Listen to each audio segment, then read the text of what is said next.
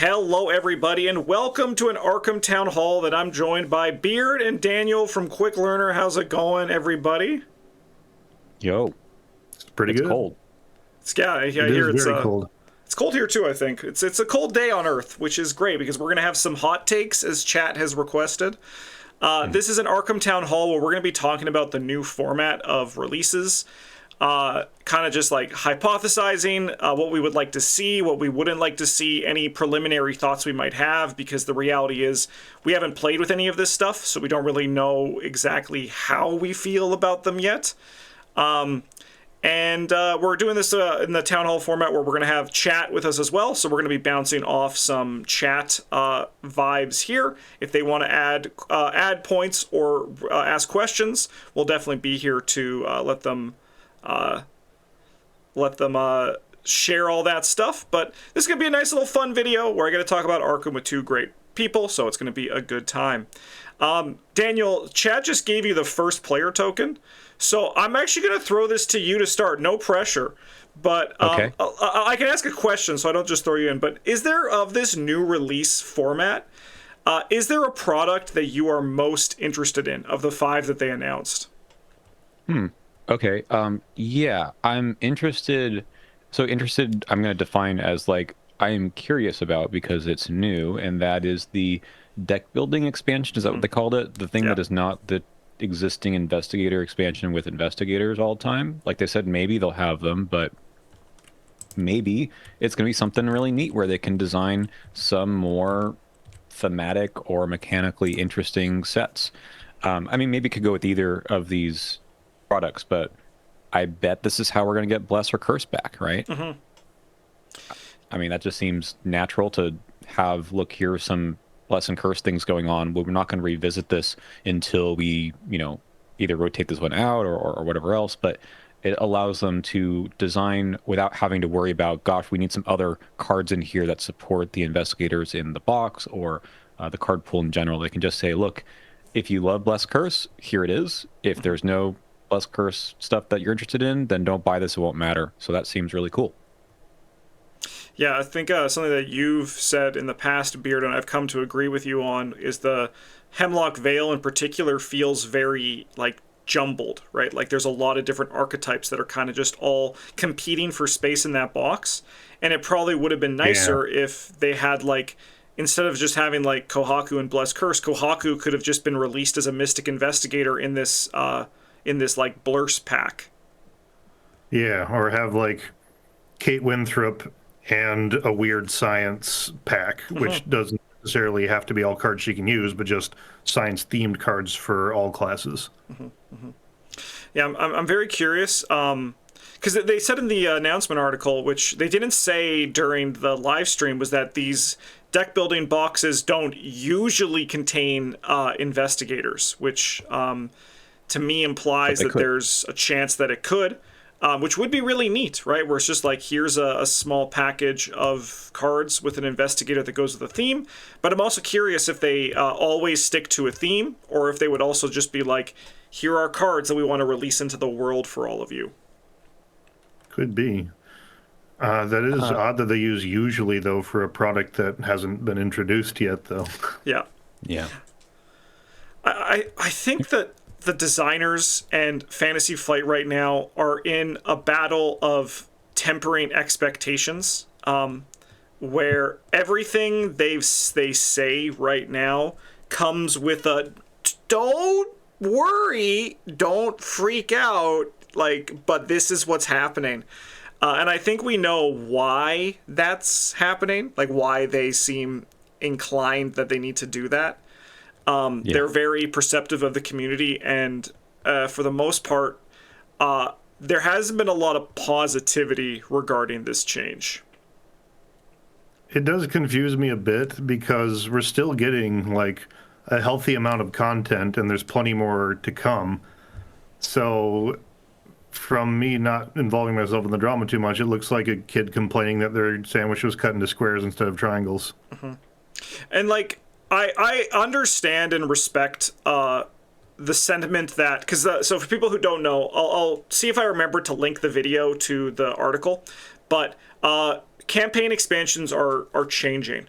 There's going to be short campaign expansions, which are 3 scenarios, and then the big campaigns are 5 scenarios, which are 3 scenarios less than what we've always had. And the question that I kind of push out there to people is this, is it one of those things where like 5 feels small because we've always had 8 and we don't know what 5 is like? Because I totally respect the idea of people worried about like being able to play their deck less than they want to in a run of a campaign, right? Like that evolution that happens over the 8 scenarios is kind of what become to be the norm. Or even like the idea of people worrying about the amount of experience you get, but that's, I think, pretty easy design-wise to kind of solve. Like that's just like a switch you flick. But like the amount of scenarios is definitely a thing. But it's one of those things where even I'm looking at this and being like, 5 does feel smaller than 8 because it is. But I wonder how much of that is because 8's always just been the norm, because 8 was decided to be the number at the start, right? Because that's what they did for Lord of the Rings, and they decided that for reasons that we don't know. Okay, this is a different question entirely. Should I answer this now? You want us to talk about this now? Yeah, okay. I've got plenty to say, but you go first. So my take on this is that 8 has been not normal for a while, right? Both Hemlock Vale and Scarlet Keys had different numbers, usually lower than 8. You could make 8 happen in Scarlet Keys, but usually it was going to be at 7. If you're managing your time, you could actually pull it into 10. I mean, Edge of the Earth was the same way, right? You could make it longer or shorter. But we've never seen 5 in the same format, right? Usually there's been like more scenarios in the box where it's like choose 6 of the 8. So, I mean, I feel like they've experimented a bit with the length recently, so I'm used to varying length.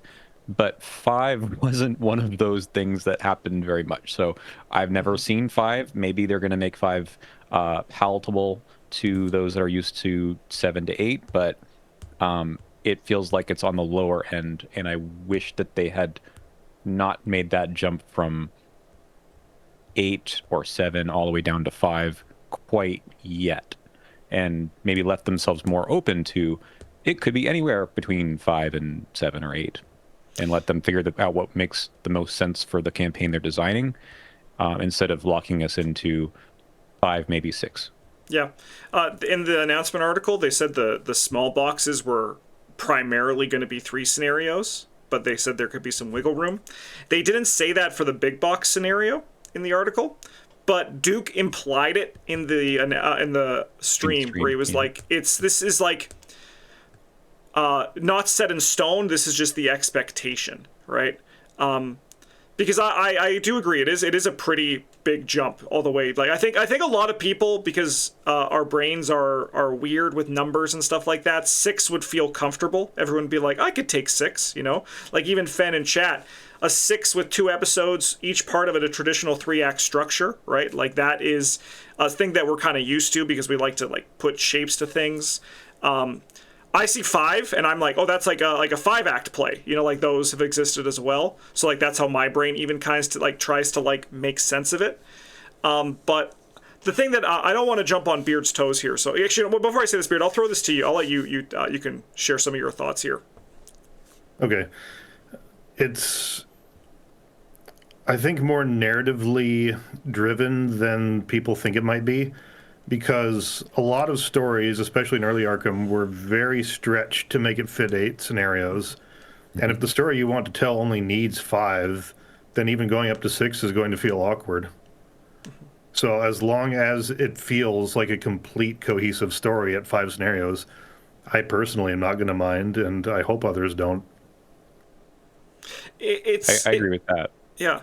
It's interesting, and that's why I'm actually glad that the 3 of us were able to be here, because I think we all actually have like a different sort of approach for how we view a scenario, a campaign and its structure, right? Because like I know Beard, you're very Vorthos, like you're Yep. that's your big thing, right? I know like Daniel, you and I've talked in the past. You really enjoy the experience of upgrading your deck and seeing it play out over the course of the campaign, and I'm very much like individual scenario to scenario basis. I don't care about the number. I'm just like, what is happening in this scenario? So I think the three of us have a very good depth of what we look for in a campaign, which is why I'm excited to be talking about it here today.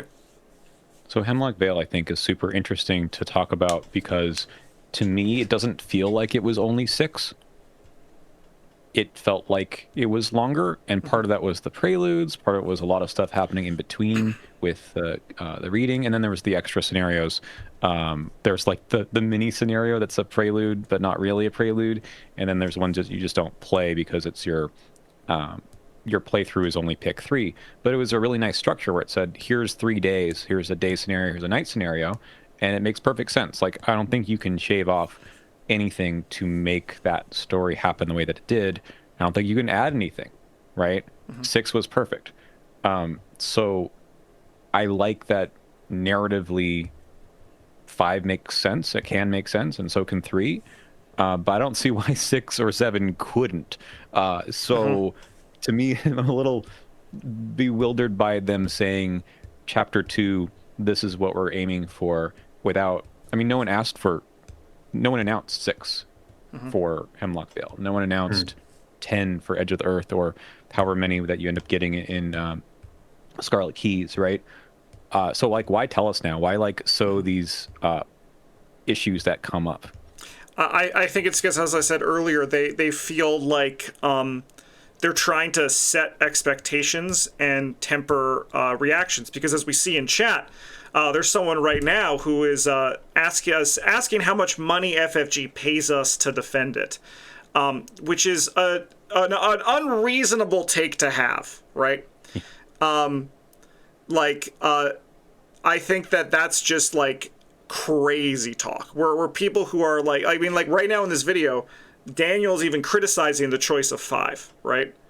I'm very much of like, I'm waiting to see, and Beard is all, I mean, you as well, Daniel, you're saying yesterday, like all your thoughts are just like preliminary here. Like we're not actually like saying anything one way or another. We're just giving our thoughts in the space that we have. But when there are reasonable reactions to things in an unreasonable world, people assume that we're getting paid to say these things. But this is just what we truly believe, right? Yeah, people really assume the Let word. me go on record saying right now that I have made $0.00 from anything Arkham related I've ever done. Yeah. I can't say the same. I actually technically have been paid by FFG, but not for this. Like, this is not what is here. But I will say that, like, I'm not telling people be optimistic and just ignore all criticism and just accept as it comes. I'm saying we don't know everything yet. So why get in the negative spiral before we even know everything? Or we even know, like I'd say once we have the whole core set player cards, we'll know like 25% of what's coming in this year. I'm not prepared to say whether it's going to be great or horrible when I only know a quarter of it. Yeah. And I don't know why people are immediately jumping on, like, even week 1 where they saw like 5% of the total cards that are coming, they're like, yep, I know now definitively this is going to be horrible. Like, Yep. just wait. Yeah. People need to be patient. That's it. And it turns out there were a lot of great cards waiting to be spoiled, right? We just saw last week, earlier this week, an ally that's going to change the course of Mystic card pool in all formats, right? And also investigators in all formats. Yeah. Oh my. Let me just sort of jump in on that and say that while I have trepidation about like just the raw numbers of like, oh, 5 scenarios feels low, but it also is in the context of chapter 1, right? What are ways in which the designers can make the issues that we're, at least that I'm bringing up, less of an issue? Because I don't think they're They certainly have thought of all these things before, right? Maybe even they preferred to have longer campaigns themselves, but they're going to have some ways of dealing with the problem, right? My biggest issue with a smaller number of scenarios, having played, say, Dream Eaters, is the deck progression, but also just the scenarios are discrete things. You don't always see all the cards, and it feels bad to have a short campaign and you spend a bunch of XP onto something and you never see it. Or do you really get to know your deck? Now, there's some ways to fix that. Like, what if the scenarios are longer? Yep. Right? We're used to scenarios being, about average of 15 rounds or so with lots of variation. But what if they say, look, we realize this is a problem and we're going to fix it in some other way that we don't anticipate yet because we've not seen the fuller picture? Yeah, I think that's a great point. And then, I think as well, I think they really are intending for the standalone scenarios to be ways to also increase the length of a campaign. I think they're trying to give the players more space and modularity to play these campaigns how they wish.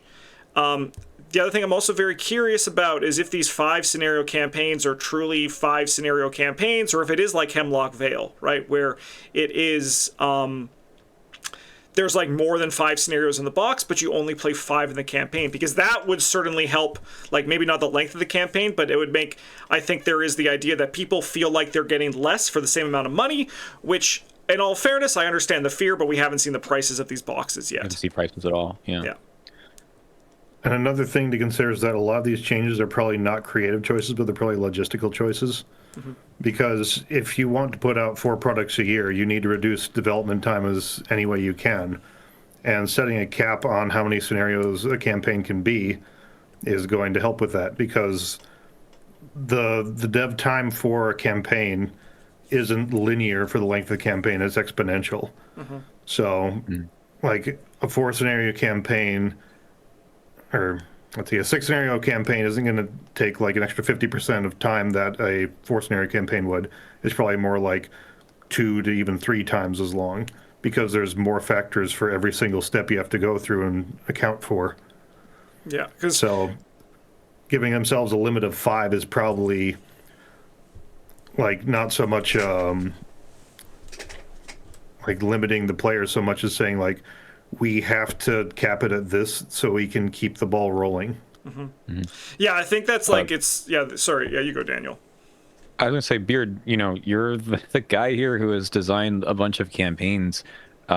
Did you feel beholden to like this 8 number or 7 or whatever the number of scenarios was when you went into designing things? Or did you say, screw it, I'm going to do it the way that I want to do it? It depended. Like some of the campaigns I've made could arguably have been 7, but I felt like 8 was the expectation, so I did play to that. But others, like Jumanji, I wasn't going to stretch that into 8 scenarios. I was like, yeah, this should be 4, because that's more than enough for what the campaign is asking. It's a combination of expectations and, again, fitting the story. I think the story plays a bigger part than people realize, even if they're not like all that invested in the flavor aspects of the game. I agree. I think a big thing as well that I talked about in my video where I covered the article is I think the most interesting thing is that the designers have essentially said there is no more structure, right? Like, for all of Arkham's life, we've been like, there is a campaign box, a player card, and a scenario pack each year. That's what we've had for pretty much the entirety of the Arkham's life. The most exciting part of Arkham's release was when the Investigator starter decks came out, because it was a new, unexpected product. And what is basically happening now is they're going to be saying, they even said, like, we might not get, like, there might be a year where you get a small and a big campaign in the same year. There might be a year where you get the Investigator and the deck building. There might be a year where we don't get an Investigator pack, right? They're basically now saying they're going to be designing, we get 4 products a year, but these products are going to change from year to year, and there's no set structure. So, like, even the design team can be adaptable, go with the ideas that they want, and there is potential for just like different, like each year is going to be different, and it's going to be a little bit more it's going to be more interesting because the design is more open, I feel. I think they said that 3 things are kind of fixed, right? That you're always going to get a campaign, a standalone, and some kind of player card expansion. But you're right that it might not have any investigator cards in it, the player cards, right? That are the actual investigator cards. So yeah, you might have like your investigators from the previous year to hold you over for a couple of years, but I don't think that's that big of a deal. People who are worried about that kind of thing, I'll just point to myself as having recorded a video a month ago or so, maybe 2 months, that was ranking all the investigators that I've never played before. And I'm a content creator. Like, the expectation that some people might have that people who play the game a lot have played everything, it's just not true, right? You're just the outlier, Justin, I think, having played every investigator in a year. Yes, yeah. No, it's true though, right? There's a lot of game that you probably haven't tapped into, and you should worry. You should worry about what you have versus what you're not getting, right? That's just, I mean, that's just a healthier lifestyle, like choice to live and perspective on all that generally. But it's true. There's a lot of game, and one thing I do also enjoy is that the designers stated that we don't expect everyone to buy everything, right? Because now they're making 4 products a year.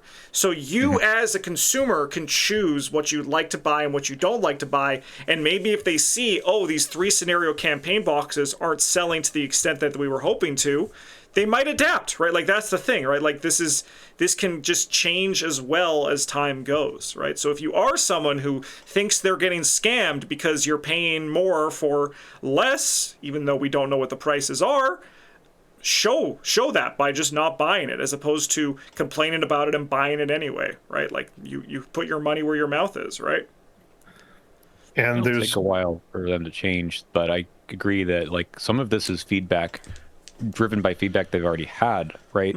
So I do want to voice, even though personally I'm not someone who's clamoring for shorter campaigns, I hear lots of people, you know, have a good reason for saying we can't play this game to the extent that we want to because 8 scenarios is a huge time commitment. And I've been part of player groups that have fallen apart because it's impossible to schedule. So I actually understand this criticism quite well, even though, you know, you have to give something up for that, right? It's never as easy as, okay, let's add more players to our player base.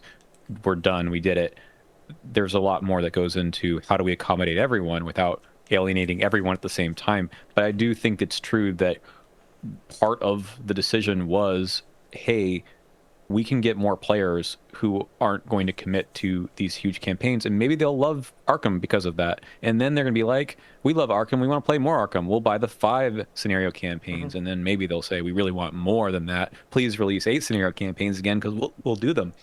We don't know that yet, but that's kind of the opposite of like don't buy things because you don't like them. I think also if we add more players to the player base, they can then vote with their own wallets and say, we actually like this content too, and maybe we'll get into buying actually everything. So that's an upside for FFG here. It is casting a wider net for players too, because with more campaigns, you have more different flavors of campaigns too. So like an example I can give is I've been told that someone got their friends into Arkham, not because they're interested in Arkham, but because they thought it'd be fun to play the Alice campaign. And because they liked that, they got into the rest of Arkham as well. Like, just the right theme might be enough to draw you in, so they can try a lot of different things. Yeah. And we also don't know, like, if they'll try other things too, because something I'd like to see would be like a combination of campaign and investigator thing. Like, you have a 4 scenario campaign, an investigator who features in that campaign, and a smattering of player cards across all 5 classes that they can take for like trait-based stuff, for example. Just as like one package deal as a boost on all fronts. This is actually something I also would love to see them explore, what a 3 scenario campaign means and how that can be changed in terms of how design is approached. This is something that I don't know if I actually talked about this in a video, but Travis Byrne and I have talked about it a lot, where I would love a 3 scenario campaign where it's like an excursion down into Yoth, just as an example, right? So you start at the jungle and then you go down, right? And the first three scenarios is the descent. Well, the first two scenarios is the descent down. The third scenario is in Yoth, but then things go bad. And then there's a fourth and fifth scenario where you go through scenario 2 and 1 again, but you're escaping, right? Like, that's something that it could just be done with similar player cards, right? But like, how can the rules change in a scenario that we've already played with a map that maybe has slight variations, but from a different perspective, right? And now suddenly that 3 scenario box is actually really a 5 scenario box, right? Like, that would be the thing that I'm hoping that the designers are able to like discover and explore, because I think that would be really cool. Yeah, they've been focusing on replayability a lot, and that's pretty much since Edge of the Earth. It would be weird to throw that out now. Yeah. Right. Another idea that I've heard some people throw out is, what if you have a campaign where there's... Okay, so we have 2 like mini campaigns that exist, right? Fortune and Folly has a 2 scenario structure to it already, even though it's a single standalone. And you get to pause. I'm pretty sure you get to upgrade your decks, but I'm 100% sure on that between the 2. But the Guardians of the Abyss is exactly that way, where... Yep. They're 2 pretty hefty scenarios as one standalone. But the reason I bring those up is that both of them, by the nature of their difficulty, I think, Guardians of the Abyss more than the other, require you to start with some XP. And maybe one way of addressing this isn't long enough to actually see the upgraded version of my decks, maybe they have something that says an optional variant of it where you start with 19 XP and you then continue along with 3 scenarios. Yep. Yeah. Like, yeah, even just the concept of linking, like a short campaign and a long campaign, right? Like, that adds up to 8 conveniently, right? Like, maybe there is some design intention that they could throw in after the fact. And if not, maybe right now, maybe after the announcements are here, we'll see it in like 2 years when they've had the time to settle and like the reaction to this and work on that. Because Magic the Gathering works 2 years ahead, and I imagine it's pretty similar here for FFG, right? Like, it's one of those things where there's a lot more that goes into this than just like snapping their fingers and having a set the next day, right? Like, that's the truth here. So everything they're talking about right now and the reactions that they have, as you said, Daniel, when I said like they could react to like increase the length of campaigns down the road, you wouldn't see that for a few years. It's not going to be instant. So it's like we can't expect it to be.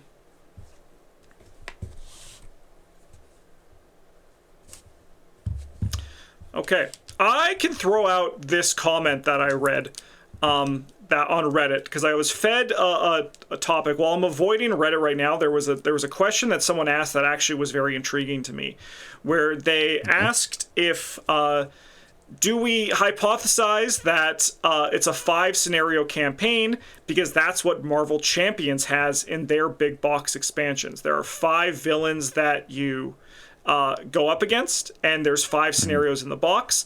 And while the game is different, all the Marvel Champions expansions do feel very full at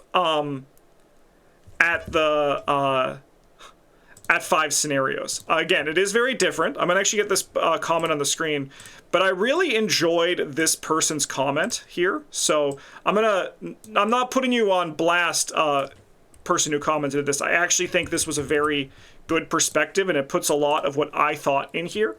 So I'm gonna read this here. I think it has less to do with Marvel Champions showing the way forward and more to do with the previous process not filling them with confidence or sales to continue. The last couple of years had seen roughly campaign expansions, investigator expansion, and a standalone. My opinion is that the move from the blister packs meant hype for the game died. Content creators often spoke about the lack of things to cover once new investigators and campaigns released. Standalones were never really a highlight in the year for Arkham, as many of them worked well in convention setting and massive multiplayer. I imagine sales for standalones were less than other products. If you look at BGG numbers, you'll also see over the last few years the number of owners of the campaigns is less over time, potentially hinting that newer campaigns are receiving less and less sales. With 10 years of products and SKUs and less sales, I could see why executives might feel the game need a little kickstart. Also, the designers were being backed into a corner of card design and interaction. Chapter 2 makes sense from a business perspective. Designers get a blank slate. The game model, LCG, can start again and attract anyone put off by the amount of content. So when looking at what to release, more frequent releases makes sense. Keep people engaged with the game. Content creator previews, new stuff always a couple months away. No getting bored and dropping the game from your rotation. But you can increase frequency with 8-part campaigns. Also, is the 8-part box a little on the high side for when the market will engage with? And why is 8 the magic number? It's what the game is used. We are used to it. Doesn't mean it's the only structure the game could possibly work for. So breaking the content down into smaller chunks may have the benefit of allowing more frequent products, releases, and hype, bringing the cost down for the biggest prices items, or shrinkflation. New players can on board with the game. Marvel Champions at 5 scenarios was maybe a better cost per product model, but I think there was probably plenty of reasons that the direction of the game changed. Not sure how it will land, but I can see why they rolled the dice and thought the new direction would attract more sales than it would lose from disgruntled Chapter 1 players. Mm-hmm. It's also hard to weigh because a lot of the discourse online is only the people who are not happy about it. A lot of the people who are either happy or just waiting are not commenting at all. Yep. So a lot of the posts are negative. Well, that's a really good comment. I don't know much or enough about Marvel Champions to comment on that end, other than, look, it's the same studio, so it makes sense to maybe unify in the same way that we got the move to current environment versus legacy in Arkham and Marvel at the same time. So this makes some sense to me, if it's true or not.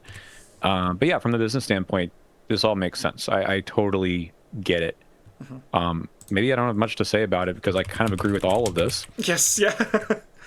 Yeah. But at the same time, there's always some risk about changing your model. With when something worked with the player base, how do you make sure that it still works? And they don't have, as you mentioned before, about the lead time to release. If they're working 2 years ahead, you have to make sure that the content that doesn't have any feedback, right, does well in the meantime. Otherwise, everything stops, right? If this was such a bad decision, which I don't think it is, that the game dries up in the next 2 years, they don't have a chance to fix some of those problems. I don't think that's realistic because I think the game is doing quite well. But I think this is totally correct. I'm very intrigued to see what 5 scenarios and what and 3 even look like, because I can imagine getting together with people and just hammering out a campaign over a weekend, and I think that's very attractive to a lot of people. So I like that. Hope that it is true that the type of game that we're playing doesn't change significantly, and I don't think that it will. I just, we're used to a particular structure, and change is sometimes scary when that changes, but a lot of other things are changing too, so we have a lot of things to get used to at once. Yeah. We'll see if the narrative is satisfying, because like even Jumanji that I made into 4, it could have been 3. I just felt that there was too much packed into that 3rd scenario, so I extended it to 4. Yeah, and I see some people talking about champions for the campaign. I don't play the campaigns for Marvel Champions. They also don't work for me, but it's 5 scenarios. Like you get if you play them in order, like the 5 champions, you get, or the 5 villains. That's kind of like the intent. Like that to me is kind of the same as playing like a campaign in Arkham. But I also want to echo the part in the middle where it's like Chapter 2 makes sense from a business perspective. I also think it actually I think it also makes sense from a design perspective. I think that there's a lot to be gained by looking at something that you've been doing for a long time and asking, why have we done it this way? Are there alternate ways that we can do this? Is there maybe something that we can discover if we look at it from a different angle, if we just modify it slightly? Where, like, to us, an 8 scenario, like a 3 scenario loss can seem like a lot, but maybe it's just like from the perspective of looking at it, they're still designing 8 scenarios at a time. They're just splitting it into 2 boxes, right? Like, yeah. And even just like, what are these small changes we can do, and what potentially amazing things can we discover, and what things can we learn from that, right? I think that is more interesting than just always doing the same thing again and again and again, because it's always been that way, especially when it comes to game design. I've seen it happen for games before. Sorry. No, go ahead, Beard. Okay. I've seen it happen with games before where it'll have a long-running game like this where they keep having the same format, and you get posted online, they're like, anyone else feel that the game is stagnating? So that's a risk on the other factor. Like, if they didn't go with this new model, they'd have people disappointed that there wasn't enough new and interesting things, and they'd stand to lose just as many players as they might lose from this switch.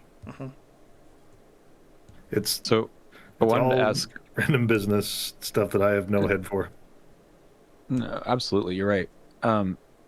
I wanted to ask, just out of curiosity, since we're 3 different players here, and just sort of demonstrate that I bet we have different answers here.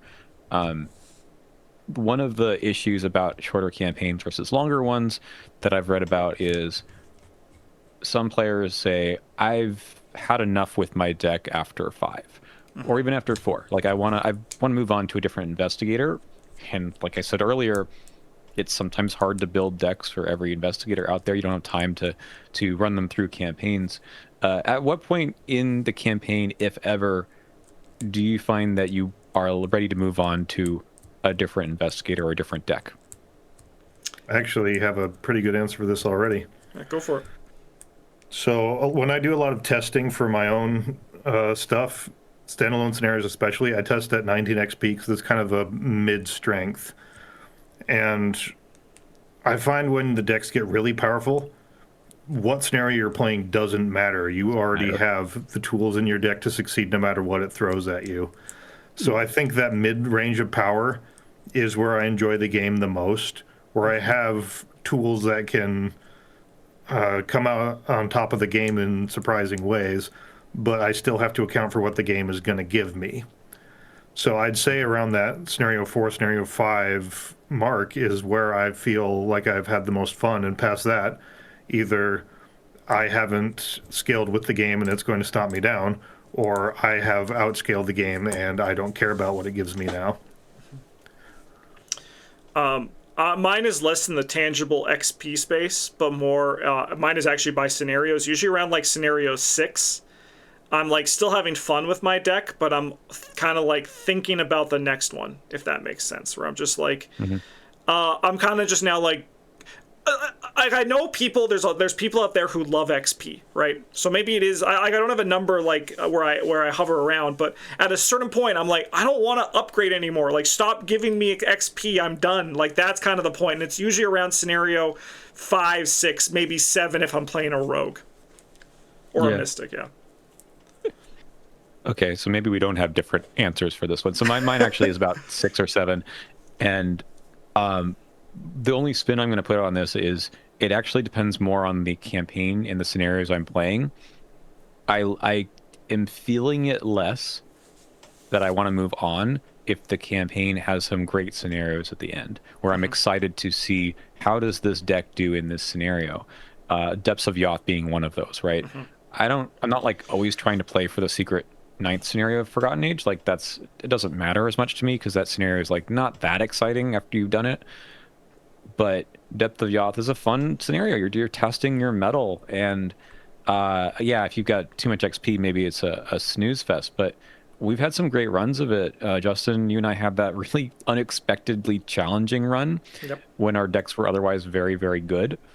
And that's where I don't feel it as much. If the last few scenarios are kind of dull or disappointing, then I'm like, what else do I need to spend the XP on? And I'm with you, probably with both of you on this, where I think the problem is more on the challenge of the campaign based on the scaling of your decks. If you have, and someone in chat said this too, like maybe there's too much XP, you start making your deck worse because you're spending all of it on things that don't really fit anymore, or the level 0 cards were perfectly fine for your build.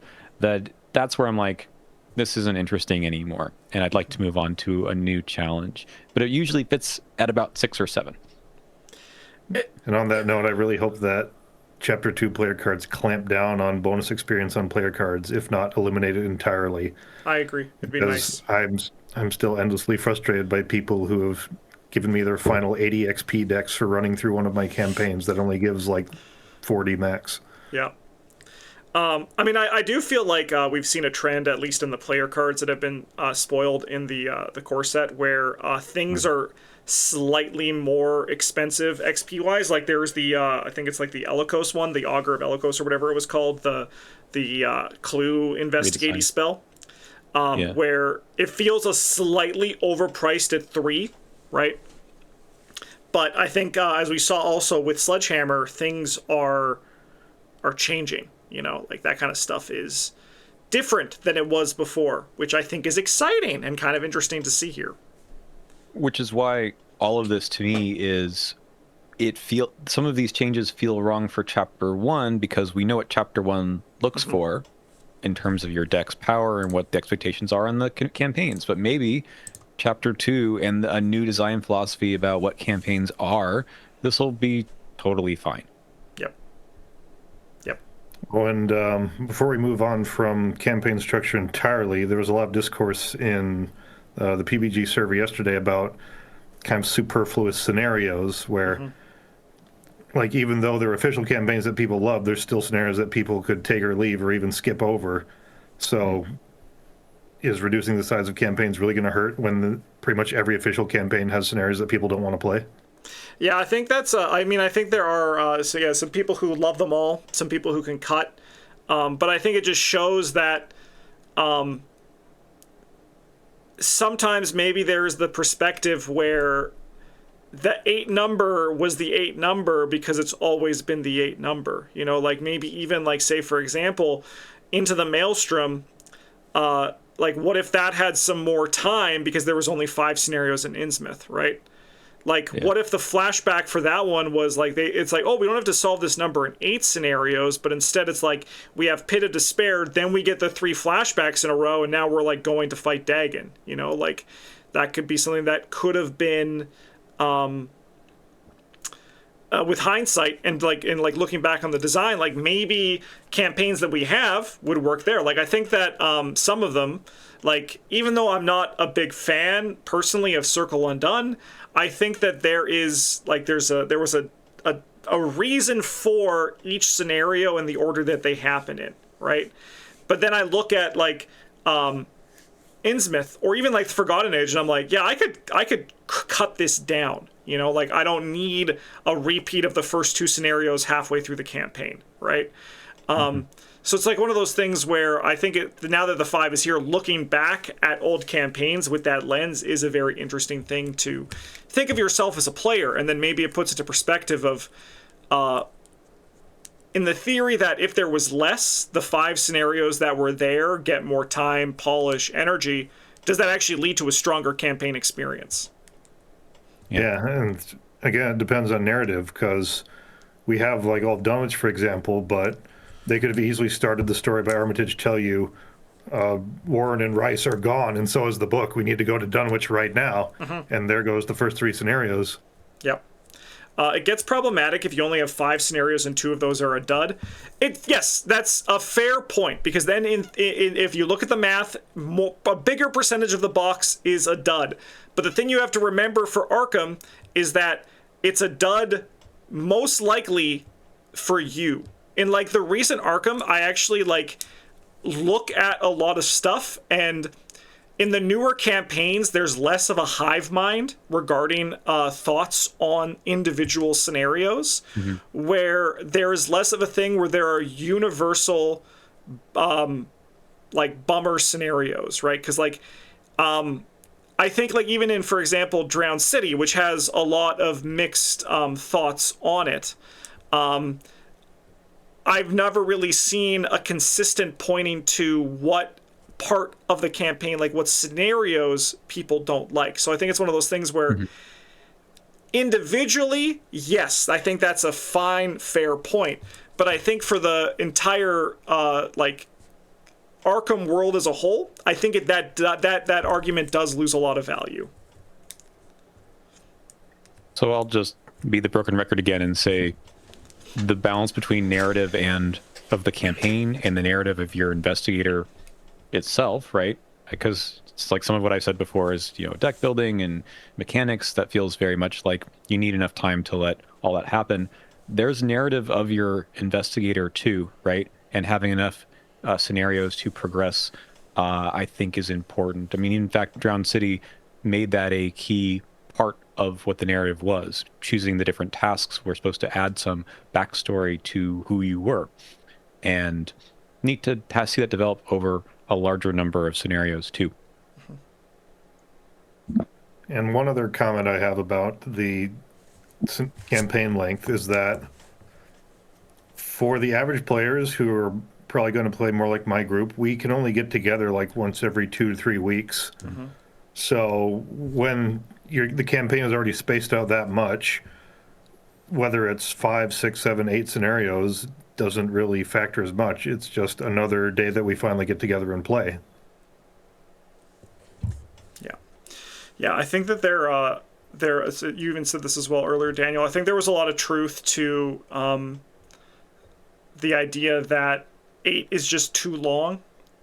It was this interesting thing where I think campaign play in the board game industry as a whole was really long.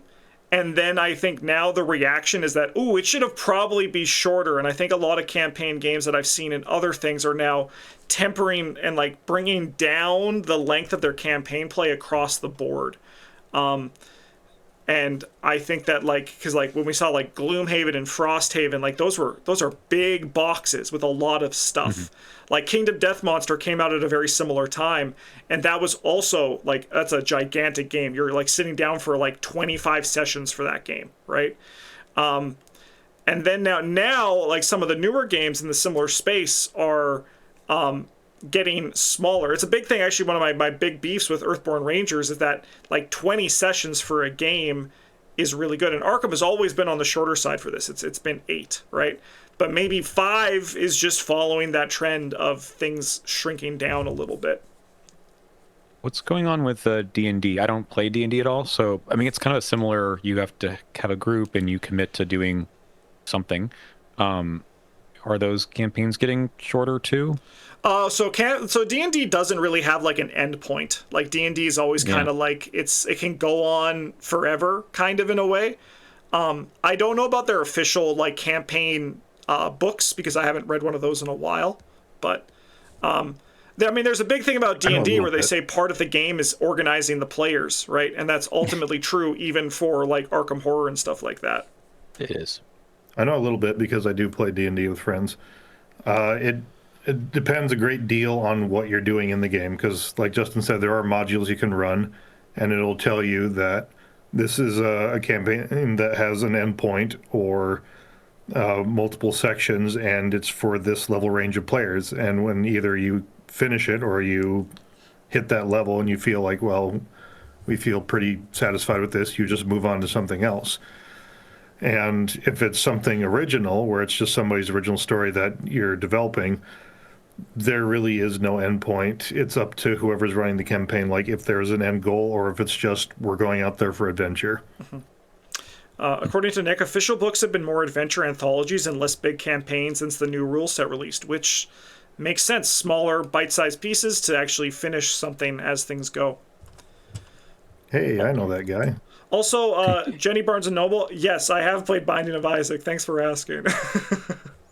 I noticed this with other games too. I play a lot of like other kinds of card games, trick takers mostly, and for a while, like trick takers in the history of card games anyways, were like long you play a particular game for an entire night, maybe a couple games of it, even just think of things like bridge. And nowadays it's like you play the number of rounds or hands for the number of players that you're playing with, and then you move on to another one. So like these smaller bite-sized pieces of games are doing very well, and maybe Arkham needs to situate itself in that larger narrative of what gaming is like these days. Mm-hmm. That said, even just organizing people for a particular game like that is easier because you don't require any sort of setup. A lot of small campaigns in maybe different player groups and whatnot for Arkham means you need another session to discuss deck building and who's playing what. That's maybe not that hard, but I think that just means we have to session have a little bit zero more for discussion about Arkham. that. A session zero for Session Arkham. zero. That is a good idea to have more time experiencing the campaign together. I think that's a very good idea. All right. All right. I don't think I have much else to say on this topic. Chad, I'll throw it to you guys. We can give some space for you guys to ask questions, or I know Holy Helicopter, you said something that I've since gone by. Here we go. I have a super cool take that I somehow didn't really see around. Since I have all the old campaigns and replay them all in rotation for a while, the new campaigns will just be 2, 3, 4 out of my total 14 or something campaigns. In that context, any difference, length or otherwise, from old format will just be fresh and can't ruin the whole collection anyway. It'll take 10 freaking years of old and new campaigns to be 50-50 of my collection. Yeah. I mean, like, I think that's, again, I think that's a very, like, healthy perspective to kind of have for this. It's just like, I mean, like, that's, I don't want to sound, like, belittling when I say this thing that I say, but, like, I view Arkham Horror as kind of like a toy that I get to play with, you know, like, that's not me trying to minimize the, like, all the work that goes into it, or, like, even the amount of time I spend with it, but, like, it is entertainment. Like, that's what it exists to be. So I'm like, why am I worrying so much about my entertainment? Because if it's entertaining, I'm going to like it. And if it isn't, I have a lot of Arkham that I still find to be entertaining. Yeah, Holy Helicopter makes this other comment that I've made before, which is a lot of the people who are complaining about this kind of thing probably already have a full collection. You know, for the newer folks, it's a different question about things going out of print, but you still have all the old stuff, and as I said previously, I play this game a lot, and I'm still learning new things and enjoying things that I haven't gotten to. I still haven't played Without a Trace, the secret scenario in Scarlet Keys. Not trying to, but, you know, maybe one of these days I will try to, and then I get to experience something new. There's still a lot of stuff in the existing products that I think people aren't playing, or they haven't played to the fullest extent. I know there's people out there who say, well, my group refuses to replay campaigns, but I don't know what to say. That's not an Arkham. That's not an Arkham design problem. That's a player choice problem. Yeah. And if you don't like the exact format of things, then build your own thing. You can dip your toe into homebrew and come up with something that you want to see. Yep. Additionally, as well, now that the release cadence is quicker, it's one of those things where if there is a product that you personally view as a dud and you don't want to buy, in 2 to 3 months, there's going to be something else you can look forward to, as opposed to what we had currently, which was wait sometimes a year, right? Like, or that's more. A lot better as a consumer if you are interested in consuming Arkham, right? And if you're not interested in consuming Arkham anymore, you don't have to, right? Like, no one's making you buy it, right? Like, that's a thing that I think you can have some agency with as well. And I know that sounds obvious to people who already think that way, but some people feel like they need to, because that, like, the sunk cost fallacy, right? But you can stop. if you're not into it anymore, that's life, right? Like, that's how things go. You can just move on, play something else, or, as they suggested in the video in this live stream, only pick up what interests you, right? And something that has really affected the community overall has been those long silences between products, because like, even when we know something is coming, they still have like 8, 9, sometimes 10 months before they actually speak on it. If once they get into this format and we know something's coming every 3, 4 months, then there will be news more frequently and they will speak up about it more often. But one thing that I commented to Duke and Ryan was that I think Arkham's community is set to be in the best place it's ever been, partly because of Olivia, the community manager. Yep. And I know that she is the best community manager we've ever had because I actually know the name of our community manager. That's how inconsistent it was before then. I was going to say something on the first point. What was your first point before this? When we were talking about I had something. The time between communications. All Oh that? yeah, okay, yes, and then this also goes to Olivia, who is, I agree, is fantastic. But I've been playing Arkham since it released, like since like the first announcement article, because I was playing Eldritch Horror when Arkham Horror the card game came out. We were like, this is so cool, I can't wait to play this, right? Arkham has gone through very little product changes in its lifetime, right? But it has gone through a lot of how the game was handled in terms of communication to the players. And I cannot stress enough right now that this is actually legitimately the best communication that Arkham has ever had in regards to what the products are coming. The players can be expected to know what those products could be, and also the release windows for these products. It has never been better. And this is like 100% the truth as someone who is an Arkham boomer and has been there since day one. So it's one of those things that when I was making the Path to Carcosa video, and there was those, when I was looking back in time, and I was seeing that there was the all the articles that were released for each individual investigator, I remember thinking, this was so cool. I miss this because we haven't had this in years. And lo and behold, a month later, we started getting release articles for every investigator in the core box. Now, yes, the core box is a specific thing that is its own beast, and it should be covered. Individually. But the fact that it's here and going beyond, that we got a product roadmap. I said that this was like the best in-flight report they ever had. This is me just speaking my truth from being here since day one. Well, I wasn't making content from day one's on Arkham release. I mean, we played the game and released it like the night that we played it. But I have been here from the beginning, and I cannot stress enough, the communication right now is very good. We know so much more than we've ever known. It might not be what you like or agree with, but they're trying and they care. As someone who started midway, because I think I got into the game towards the end of Circle Undone, I didn't know what to expect because I didn't really see any live streams from the developers until they were announcing Innsmouth. Mm-hmm. Yep. Yeah. Liv has been awesome. I mean, I've met her in person last year at Arkham Con. And just all of the communication has been very good, and when things don't go right, it's very quickly fixed. Mm-hmm. So, I mean, she's doing a great job, and I think it makes it more fun and interesting to be a content creator when the company that is making the product is interested in the content creators being part of it, but not just us, it's the fans too. They're all very involved with what's going on. It's not just never listening to feedback about how to improve. So, I mean, it makes sense, like, the designers have been on this side of the table before, so I'm glad that it's all going very well on that respect. Because, yeah, like, last year, the Drowned City reveal season, there was some turnover, some people went on vacation and whatnot, and it was just very difficult to know what was going on. And I think this spoiler season has been exciting because we're getting something like almost every day. Yep.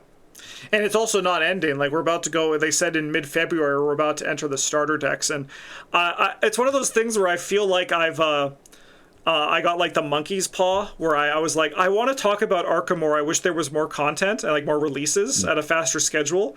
And now I'm like, no, please stop. Like, I have to wait till like Friday to record my Sunday video. Please, no, stop with the spoilers. But that's my own perspective. Yeah. Even just subdividing it feels better because, like, every set of cards we see is like, this is what the spoilers are going to be for the next 2 weeks, rather than the old model where it's just like, memorize all these dates for the next 3 months. This is all you're going to get. Yep. Yep. Yeah. Also, the fact that we're seeing lots of other content creators, right? Yes. It's not just, no offense, Justin, but there was a time when I think you had like 6 different videos of spoilers throughout the. Yeah, so with Scarlet Keys, we got like 7 cards. Yeah. Yeah. But it is, I agree. Like, the amount of different content creators who have been able to spoil things is great. right? Like it shows just how deep this community is, and that's something that Liv even said in the stream, just about like seeing all the awesome content creators that people should spend more time watching, because you get more like opinions and thoughts on it, and you get the more people you have giving you thoughts on Arkham content, like the more enjoyment you're going to get out of it as well. That's why it's fun to do this with the three of you, the three of us. Yeah, Jenny was in chat was saying, "Who are these other two people who aren't Justin?" Hi, Daniel. And every creator has their own way of doing it. There are those guys in Spain that had it printed on T-shirts and they unveiled it at the convention. Or I think for the Scarlet Keys one, Reed, who's now part of the team, he got basically Whispers of Hypnos but good. So he did his whole little skit based on that, and it was great. Yep. Mm-hmm. Yep. There was the one that was also just spoiled by the talent for Rogue, that like he built like the panorama and then like lit it on fire, right? Like that's like everyone does it differently, and it's really cool, because I mean, like, I feel like I just take the easy way out. I just put the card on a screen and talk about it, you know. But like having different people do it different ways is also just really it's exciting and engaging. And even people who aren't like on camera, even like they gave one to the Arkham.build team, and they showed it off just immediately as a here's how you can use it. That was a cool way to do it too. Just the like not just the talking about Arkham, but like the deck builders approach to it too.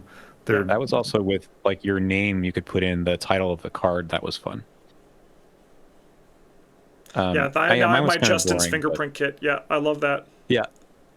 Yeah, mine was kind of boring, but I also had unexpected courage to talk about. I made it fun in my own way. Yes. I love how many people I got with, doesn't this guy know that this card has been in the game for the past, 10 years? I'm like, you're right. That's crazy. My legacy decks are going to pop off. Yeah. But I guess I've gotten that reputation for the dry humor now. Yes. I think we can close out our town hall here. I think overall, we all are kind of waiting to see how it's going to be. It's hard to comment on things when we don't know how they're going to actually be. I imagine we all have individual desires and what could potentially be disappointments if things go this way. But we're going to talk about that more as we get more size and shape and actually see like Children of Blood in our hands. It was stated that it was designed with replayability in mind. Also, there's going to be like difficulty scaling, something that they've never really explored, which I think is, again, cool and interesting, and something that I've always wanted. Give a reason to play hard that's not just token worse, right? That is a very engaging thing. So I think it's going to be an exciting time to be an Arkham player, and I think it's going to just be fun to have more Arkham to talk about as the release schedule gets, as we fall into this new release schedule. So thanks for joining me, guys. If you have anything else to say, I can throw it to you if you guys want any closing statements as well. I was going to say, someone in the chat mentioned that, do we not trust the designers to do their best here? And I do. Yep, I do too. Yeah, I don't know, it's kind of silly where like if they just kept going with 8 scenario campaigns, people would be like, the designers are doing great, they're wonderful, they're amazing, but with this slight hiccup, they're like, no, we can't trust them with anything ever again. Yeah, that's a good point, Beard. That's a good point. Yeah. All right. Well, thanks for watching, everybody. If you want to support the channel, you can do so by liking, commenting, subscribing. You should also go subscribe to Daniel at Quick Learner. Beard, you don't really have a home on the internet for your stuff. I mean, you have like Mysterious Chanting as all that stuff, so you can check out the custom campaigns. You should play Jumanji. It's very good, and Beard has a lot of other great ones as well. Yeah. Otherwise, thanks for watching, everybody. Have a good one. And as always, GG's.